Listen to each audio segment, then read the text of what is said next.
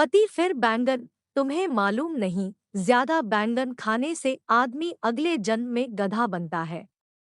पत्नी, ये बात तो तुमको पिछले जन्म में सोचनी चाहिए थी।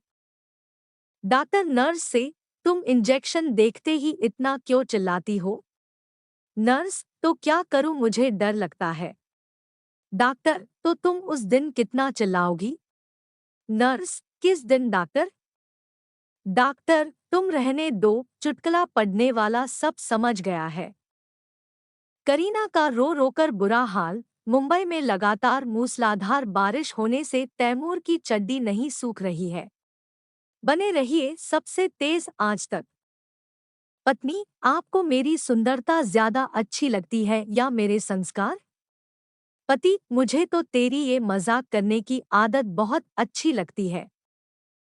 एक थकी हुई भाभी को बस में बैठने की जगह नहीं मिली तो एक सीट पर बैठे छोटे लड़के को पूछा, खड़ा हो जाएगा क्या? लड़का, हो जाएगा आंटी, 9वीं में आ गया हूँ। उसके बाद भाभी पूरे रास्ते खड़ी खड़ी गई, किसी को नहीं पूछा। बीवी ने बहुत ही सुरीले और मादक अंदाज में बाथरूम से आवाज दी, प्रकाश डार्लिंग, मैं बाथरूम में हूँ। मैंने साबुन लगा लिया है, प्लीज जरा आओ। और अपने मजबूत हाथों से अच्छी तरह से रगड़ दो।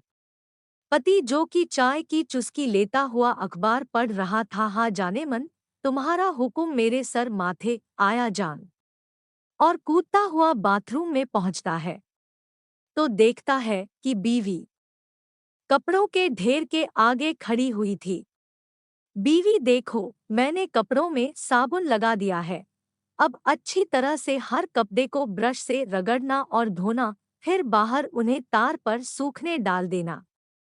मुझे घर के और रसोई के और भी काम निपटाने हैं। उर्दू में कंडोम को क्या कहते हैं? औजारम जाय मोहब्ते बंदिश एजाफाई नस्ल। कुछ तमीज सीख लो नालायको। फुग्गा फुग्गा करते रहते हो। एक समय ऐसा भी था जब कृष्ण बांसुरी बजाते थे और गोपियां भागी चली आती थी। और आज यह भी समय आ गया कि कचरा गाड़ी वाला गाना बजाता है और मोहल्ले की सारी औरतें भागी चली आती है। कलयुग है भाई। भगवान ने एक बूढ़े से पूछा, अब तुम्हारा बुढ़ापा आ गया है, कर्म के हिसाब से मुझे तुमको बीमारी देनी होगी। तुम्हारी भक्ति की वजह से दो में से एक बीमारी चुनने का मौका देता हूँ। या तो याददाश्त खो जाएगी या हाथ पैर कांपेंगे। बूढ़े ने अपने मित्र से पूछने की इजाजत लेकर मित्र से पूछा। मित्र ने कहा कि हाथ पांव कांपने की बीमारी मांगना, क्योंकि गिलास में से एकाध पेग छलक जाए तो कोई बात नहीं, पर बोतल रखी कहा है, ये ही भूल जाओ तो भारी मुश्किल हो जाएगी। एक सच्चा दोस्त गलत सलाह कभी नहीं देता।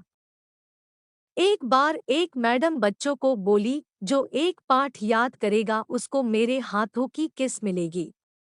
जो दो पाठ याद करेगा उसको दोनों गालों की।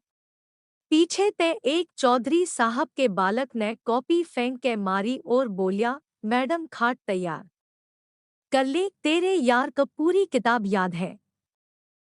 इतने तो पाकिस्तान में आतंकवादी नहीं होंगे जितने हरियाणा में कालू नाम के छोरे हैं। पति, ये फटे हुए कंडोम सोफे पर क्यों पड़े हुए हैं? पत्नी, क्या कहा?